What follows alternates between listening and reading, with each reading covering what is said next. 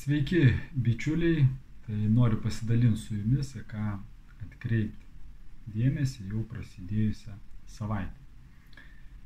Kas matė mano prognozę 2024 metam, tai pamenat, kad minėjau, jog šis pavasaris mūsų 24 metų jisai nebus toks pakankamai ramus. Dėl to, jeigu irgi dažnai girdit iš manęs, kad nepalankus periodas, neramios dienos ir panašiai, tai tiesiog ne dėl to, kad aš noriu dalintis vien tik tai negatyvų tokių, bet apskritai pavasaris taip ir gaunasi, planetos bus ne visai palankiuose padėtyse, todėl daugiau išgirsit ne tik iš manęs, bet ir apskritai erdvėj, iš įvairių informacinių šaltinių neigiamas žinias. Tai va, bet tas laikas praeis ir tuomet viskas bus geriau. Ir jeigu tai pradėsim žiūrėti nuo rytojaus, nuo antradienio kovo 5 dienos, tai vėlgi vertėtų būti atsargesniems transporto spūstyse tą dieną, neskubėti, saugotis traumų, konfliktų, vairių nelaimingų atsitikimų, nesivelti irgi kažkokios tai pavojingas situacijos, kiek tai įmanoma. Trečiadienį kovo 6 dieną mes turėsim Ekadašį, 11 mėnulio dieną, ir sakoma senovės raštuose Veduose, kad kartuojant šventus Dievo vardus, užsiemant dvasinę praktiką, tą dieną galima gauti ypatingus palaiminimus ir pasninkauti. Kokius ten produktus naudot, kokius nenaudot, komentaruose rasit nuorodą apie tai pasiskaityti, ir jeigu jūs laikysitės pasninko, tai nutraukti pasninką yra rekomenduojama kitą dieną, tai būtų ketvirtadienį ryte, būtent nuo 7 ryto iki pusę 11. Tai tam tarpe ten tiesiog suvalgyti kažką tai iš grūdų, tai galima ten duonos, kažkokį tai sausainį, ir tiesiog taip jūsų askezės užsiskaitys. Toliau ketvirtadienį kovo 7 dieną prasideda toks periodas susijęs su Merkurijaus planeta. Merkurijus atsiduria nepalankioj padėty ir bus iki kovo 25 dienos. Ir ten išeina taip, kad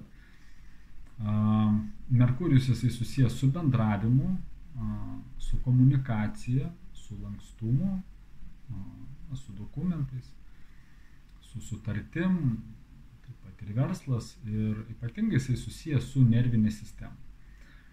Kadangi jis nepalankioj padėty, tai visuose tuose srityse bus sunkumų, daugiau jausim tokia nerimo, gali būti daugiau visokių kiviršų, konfliktų, ypatingai jeigu tuo periodu prasidės kažkokie tai konfliktai, bus sunku įrodyti tiesą, kažkas norės įrodyti savo tiesą, bus sunku prieiti kažkokias tai bendras išvadas, jeigu tarp šalių kažkokie tai bus irgi, tarkim, kokios tai Rusijos ar Ukrainos kažkokie tai bandymai dėrėtis, ras kompromisus, irgi bus sunku, dėrybos gali baigtis nesėkmingai. Dėl to šiuo periodu mums reikės daugiau kantrybės bendravime, komunikacijoje, bendravime su savo artimaisiais, nes tokių bus daugiau visokių situacijų, kada gali pykčiai visokie užsitęsti. Tai tam laikotarpį turėkit kantrybę. Toliau, neskaitant tų visų išvardintų dalykų, kovo 8 diena, penktadienis, išeina su moterų diena, tai jinai pakankamai harmoninga diena, moteriams irgi palanku tą dieną apsivilkti naujus rūbus, užsidėti naujus papuošalus, diena tinkama šventinėm visokiom tai ceremonijom. Ir šeštadienis išeina 14 mėnulio diena, tai vėlgi tą dieną nerekomenduojama pradėti kažkokių tai naujų svarbių darbų, galimas labiau toks emocinis nestabilumas, nuotaikų kaitos būdingos, daugiau emocijų, todėl tą dieną irgi rekomenduojama praleisti ramiai. Ir savaitė baigėsi kovo 10 dieną, bus jaunatis. Ir per jaunatį irgi nerekomenduojama pradėti kažkokios tai naujos veiklos, nepersivalgyti.